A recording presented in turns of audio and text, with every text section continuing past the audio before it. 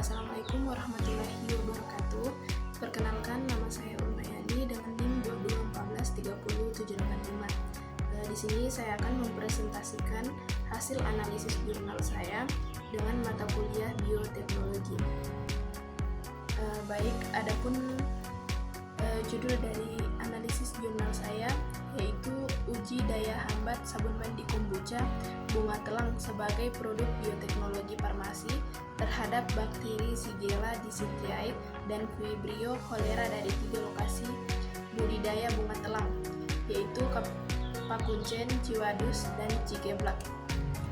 Langsung saja masuk pada bagian latar belakang, yaitu bakteri Shigella dysenteriae merupakan kelompok bakteri gram negatif berpotensi mengakibatkan penyakit diare, di mana feses dalam bentuk cair yang berbentuk darah bercampur dengan lendir sehingga berpotensi dalam menembus dinding kolon melewati usus besar tanpa melalui mekanisme penyerapan air. Menurut Munfaati et al. 2015, makanan dan kulit tubuh yang kurang bersih dapat berpotensi tercemar oleh bakteri Shigella dysenteriae tersebut. Selain penyakit diare yang menjadi dasar pada penelitian ini, yaitu penyakit kolera yang disebabkan oleh adanya cemaran atau kontaminan dari Vibrio cholera. Angka prevalensi di Banten mencapai 8% menurut Guntina dan Kusuma 2016. Kemudian adapun metode penelitian ini meliputi persiapan sabun mandi kombucha dari bunga telang, penilaian antibakteri terhadap 2 pertumbuhan bakteri, dan analisis data selanjutnya.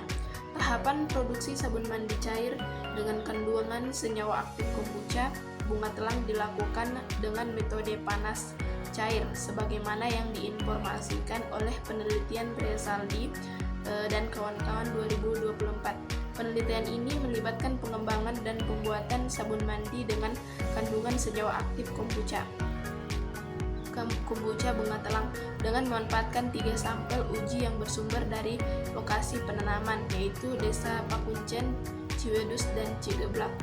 Adapun hasil penelitian memperlihatkan setiap formulasi sabun mandi mengandung bahan aktif dari kombucha bunga telang bersumber dari berbagai lokasi produksi berkolerasi positif dengan penghambatan kedua mikroorganisme uji seperti yang diilustrasikan pada gambar 1 hingga 3. Adapun gambar 1, rata-rata diameter zona hambat pada konsentrasi 20% menghambat pertumbuhan Shigella dysenteriae 7,3 mm tergolong sedang, 30% setara dengan 7,6 mm pada kelompok sedang, sedangkan 40% setara dengan 12,22 mm kategori kuat. Rata-rata diameter zona hambat pertumbuhan Vibrio cholera di konsentrasi 20% yakni 9 mm tergolong sedang, sedangkan konsentrasi 40 adalah 13,22 mm tergolong kuat. Nah, pada gambar yang kedua, rata-rata diameter zona hambat konsentrasi 20% menghambat pertumbuhan bakteri Shigella dysenteriae 6,3 mm tergolong sedang, 30% setara 6,5 mm kelompok sedang, 40% setara dengan 10,00 mm kategori kuat.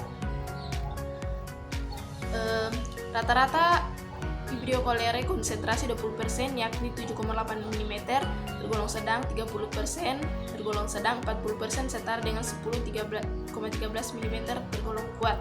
Gambar ketiga, rata-rata diameter zona hambat konsentrasi 20% untuk menekan pertumbuhan kuman Shigella dysenteriae 7,13 mm sedang tergolong sedang, 30% setara dengan 7,52 mm kelompok sedang, 40% tergolong kuat.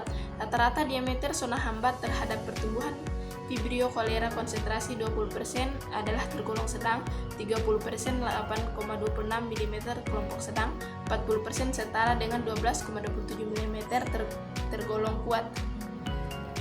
Lanjut pada materi siklus hidup dari kedua bakteri tersebut. Nah, adapun siklus hidup dari Shigella dysenteriae,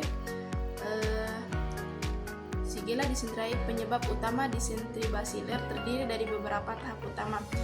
Yang pertama itu masuk ke tubuh Shigella dysenteriae.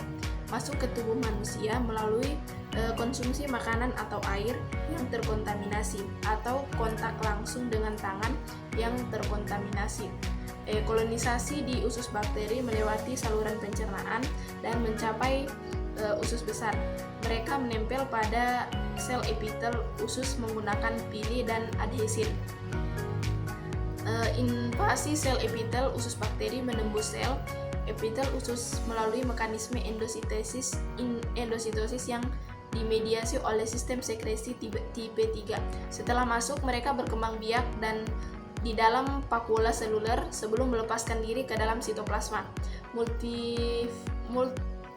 Multiplikasi dan penyebaran sigila menggunakan aktin sel inang untuk bergerak dari satu sel ke sel lain. Infeksi menyebabkan kematian sel epitel, peradangan, dan ulcerasi pada dinding usus.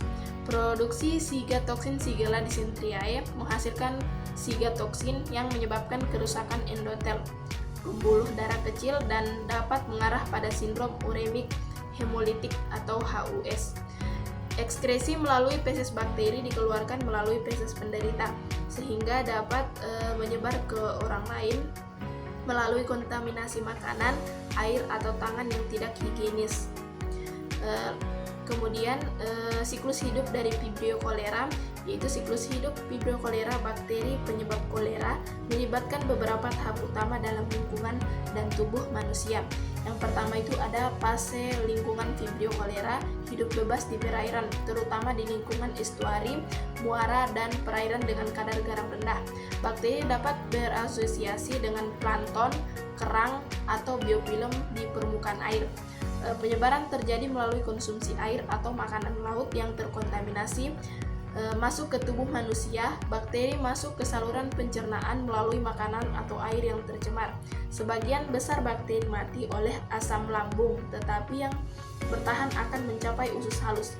Kolonisasi di usus halus, bakteri menempel pada sel epitel usus halus menggunakan pili dan faktor adhesi. Mereka mulai berkembang biak dan membentuk komunitas bakteri.